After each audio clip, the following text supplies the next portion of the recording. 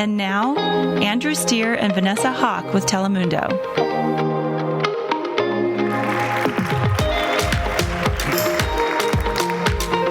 Good morning, muy buenos días para todos. How are you?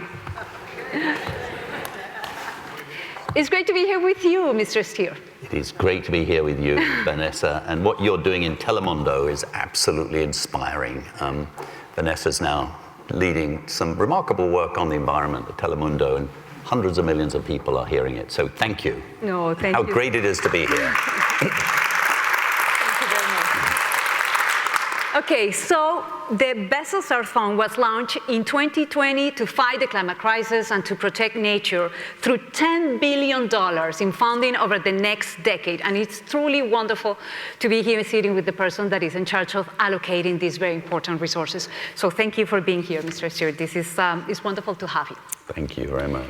So the first question that I wanted to ask you, and I know that Mr. Rocker already talked about this, but this is so important. Yesterday, the UK Meteorological Office projected that our planet is going to reach an average yearly temperature of 1.5 degrees. This is over the next 5 years, by 2026. How do we make sure that we implement the changes that are needed at a faster pace? Well, look, as Schmidt said half an hour ago, he said, we talk about climate change, but when you hear information like that, we should be talking about climate catastrophe. And this is one of the most successful business people in the world, and they recognize it. We need to act differently. I think we now know that we can't simply make incremental change. It's nice to have a success here and a success there. We need something much more systemic. We need system-wide change. That's a big challenge because there are so many changes that need to take place. How do you allocate $10 billion? I know this is a big challenge also for you. How do you decide which projects are you going to support? Well, when Jeff Bezos decided to allocate $10 billion, as you say, Vanessa, he didn't want to set up a foundation that's going to last for 100 years. Rather, this is the decisive decade, and we need to get it right. So it's to be spent down this decade. And the way we look at things is that, back to the subject of system change, there are about 50 major transformations that need to happen this decade, as many as that. So getting rid of the internal combustion engine, halving food loss and waste, reducing agricultural emissions by 50% this decade. Add them all together, there's about 50 of them. Some of these are doing okay, not many. Some of them don't need any help from us. What we do is we look at all of them and we ask, where are they in the journey? How many are close to the kind of positive tipping point that we need? And how can we, as a philanthropy that's able to act quickly and boldly, how can we inject the right funds, the right kind of coalition building, the right kind of influence at the right time to remove barriers? And so it could be, for example, that we need to do fundamental research in some areas. It could be that we need to do political lobbying. It could be that we need new technologies to monitor progress and hold people accountable. It could be that we need to help the private sector de-risk, for example. So there's lots of entry points. So what we do is have something called a system change lab, where we monitor these issues, and when we try and be fairly forensic about where we inject money, and we need to do it boldly. And the great thing about philanthropy is that you're able to take bigger risks, you're able to move quickly, and we actually need to move quickly right now. We never do anything on our own, of course. We'd work with governments, we work with corporations, we work with NGOs, we work with scientists. We identify the very best partners we can find. What is the role of technology in this transformation? Well, technology is essential. A lot of the technology is here today. Earlier today, we heard about sort of two types of technological change. There's technology that needs to be brought on that we don't know it exists yet. Fundamental research. But there's other technology that actually involves bringing together the different parts that already exist in a new way. So, for example, at the Bezos Earth Fund, we've allocated $60 million in a remote sensing system through the World Resources Institute and other organizations that will be able to monitor every single week, everywhere on the world's surface, down to 10 meters by 10 meters, see not only trees that are falling, see trees that are growing, see crops changing, and using artificial intelligence and drone technology, which helps them to figure out how much carbon is actually embedded in all of those changes. So for the first time ever, 3 years from today, we will be able to know what's called the carbon flux for every single acre in the world. You'll be able to sense what is going up and what is coming down. And so the implications are huge in terms of knowing what is happening, and also, for example, in encouraging a carbon market. We'll be able to do it almost by remote. It'd be incredible. That's an example of a new technology, or putting together the pieces of existing technology in a way that is user-friendly to governments, to NGOs, to citizens groups, to indigenous people, to corporations, and so on. That is so that's one amazing. example. That is wonderful, because it brings accountability. And I think it would be wonderful to fight deforestation, like in the Amazon jungle, to have that resource. What are some of the most innovative projects that you are supporting here in the States? Well, I'll give you one example. So in the United States, there are 480,000 school buses. That's a lot. 99% of them are run on diesel or petrol. As you know, in this country, education is financed at the county level. So if you come from a poor county, you have old diesel buses that are not well maintained, and the average poor child that goes to school on a school bus breathes air that is worse than breathing air in the worst polluted areas in New Delhi, for example. So why not electrify them? So we have a project that we are investing in to create the policy environment, the lobbying, bringing together manufacturers, school districts, utilities, so that those 480 school buses will be electrified. And think about what that does. That not only prevents carbon emissions, incredibly polluting, it improves health, it creates a new generation of school children, because what we want to do then is link that to curriculum, so that school children actually start learning about the electrification of the economy. They start talking to their parents. And by the way, as of today, 96% of all the buses in the world that are electric are produced in China. So wouldn't it be great also if the United States had an industry here producing electric buses, creating all kinds of good jobs? And finally, what about all those school buses that sit empty during the summer? Isn't that a terrible waste? Well, no, actually, they become giant storage batteries, so that if you electrified all 480,000, you would not need dozens of power plants that are today required for peak load, so to speak. So even on that, you start thinking about, my goodness me, there is a system change going on here. And you start realizing, wow, we could do things differently.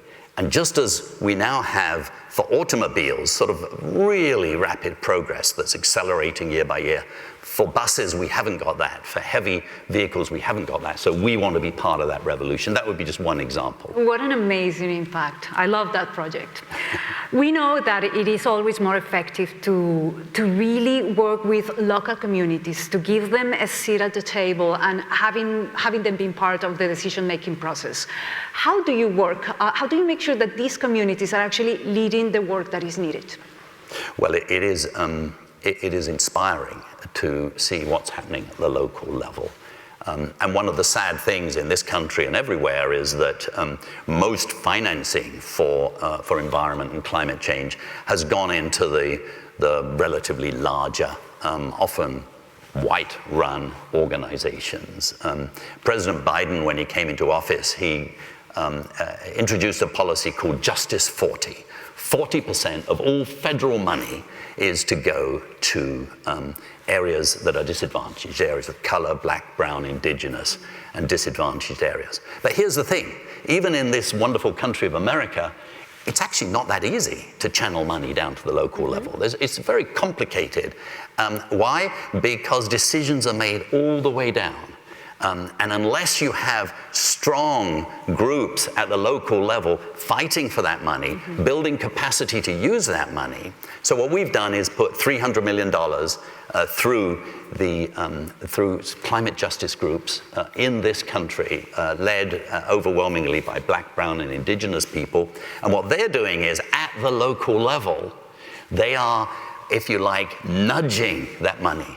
They're building capacity for local communities to implement projects. It could be, as we heard today so terrifically from Block Power, it could be relating to, retrofitting buildings or solar panels or all kinds of things. But you need citizen power to pull that money in. So we regard that $300 million as incredibly well invested, because it's building capacity at the local level, but then it's also going to leverage a lot of this very large federal resources that then can start, for the first time in history, actually going to where they're needed, right on the front lines. That is so important, and I know one of the 5 pillars of the organization of the Bezos Earth Fund is precisely environmental justice. What do you think is the role of philanthropy to fight the climate crisis? Well, as I mentioned before, I think philanthropy is one important player. I mean, one thing we've learned in this business is there are no silver bullets, no individual institution, no single project. It's a jigsaw puzzle. And philanthropy can play an important role in helping to put the pieces of the jigsaw puzzle together. Certainly not more important than governments, not more important than the corporate sector, it's not more important than NGOs, but it can act quickly and boldly. It can take risks that others can't. I've worked for the World Bank, for example, and I was Director General at the British Foreign Aid Organization.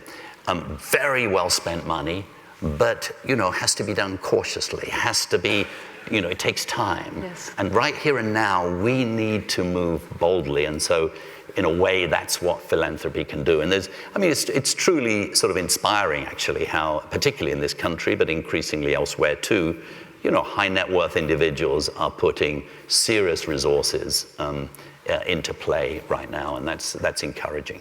Mr. Steer, we were talking backstage about the thought that we have and that economists have been telling us for the past couple of decades, that the measure of success is economic growth.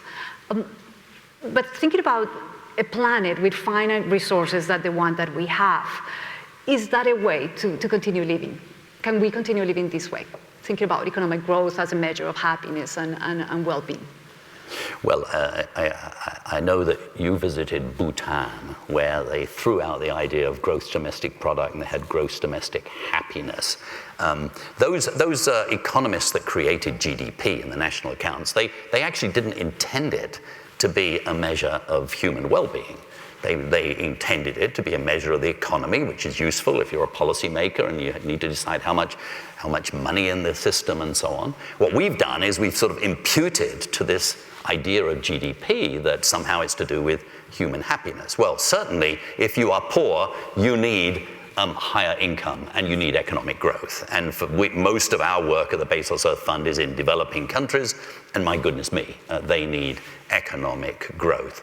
But of course, there is so much more to life than that. As Robert Kennedy, when he was running for president, he gave his inaugural address and he said, GDP is the most important measure of human happiness, unless you care about the beauty of nature, unless you care about the smile on a child's face, unless you care about music and art, unless you care about a walk in the woods. In other words, he listed all the things that actually really do make life worth living. So we of course, we need to rethink how we measure progress. That's not to say that we can't continue to enjoy a growing economy, but the economy must weigh less. There must be less throughput. We have to halve greenhouse gas emissions this decade. That will require the biggest transformation in history. And the great thing about it is that it actually can lead to a better economy. I mean, I for my sins, have a PhD in economics. When I was studying economics, everybody would have said, my goodness me, it would be nice to address climate change but it's going to be so expensive. There are trade-offs. That is the economics of the last century. The economics of today, the best economists in the world, are actually showing that smart, bold action on climate change will lead to greater economic efficiency, it will drive new technology, it will lower risks, and it will reshape expectations for the future.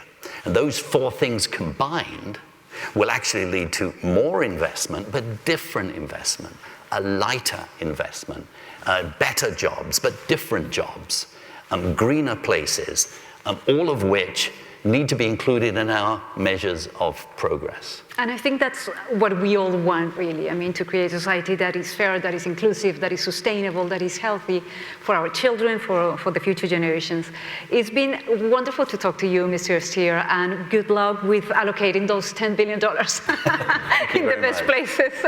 Thank you so much. Vanessa, a real pleasure. Thank you.